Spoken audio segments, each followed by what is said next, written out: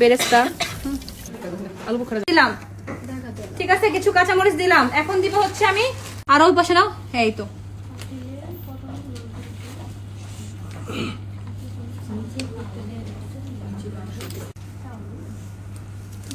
গ্রাম না, পুরা রেসিপিতে 800 গ্রাম।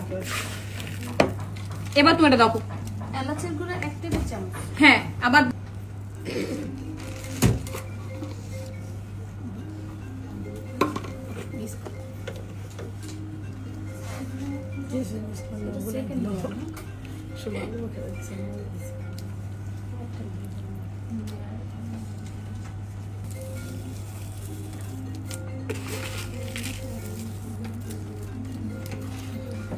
সব দিন রাখছি। পানিটা কি পরিমাণ আছে? হ্যাঁ আপু, এটা এটা তুমি হচ্ছে 1/4 কাপের মতো দিয়ে দিবা। আর এমনিতে আর কোনো পানি যাবে না? না আপু, আপু আমি যতটুকুই বসে তাতে 1/4 কাপ না। অবশ্যই 10 থেকে 15 মিনিট পরে হচ্ছে কাঁচিটা কি করবেন, কাটবেন। আমি একটু একটা মাংস নিয়ে দেখাচ্ছি আমাদের মাংসের কি অবস্থা। সফট যেটাকে বলে, বুঝা গেছে? মাংস সুপার সফট এবং একটা চালও ভাঙেনি। ধরতে হবে। ওকে, এই মোমেন্টটা খুবই এক্সাইটমেন্ট কাজ করে সকল শিক্ষার্থীর।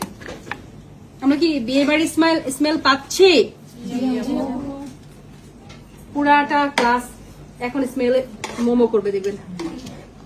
মাংসটা আলহামদুলিল্লাহ পুরা সুপার সফট। কিছু কিছু মাংস খুবই সুন্দর ভাবে দেখেন পুরা সুপার সফট। যে মেথডটা আমি আপনাদেরকে শিখিয়েছি, ইনশাল্লাহ এই মেথড অ্যাপ্লাই করলে আপনাদের অবশ্যই দেখেন একটা ভাতও ভাঙবে না, সবগুলো ভাত কিন্তু ঝরঝরা থাকবে এবং মাংসটা সুপার সফট হবে।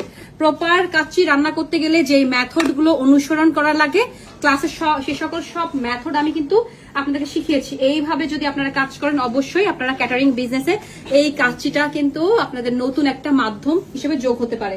ঠিক আছে, যারা ইতিমধ্যে ক্যাটারিং করছেন তাদের জন্য বেস্ট বেস্ট বেস্ট অপশন হবে, কেননা এই নিয়মে কাজ করলে সম্পূর্ণ নো ফেল রেসিপি।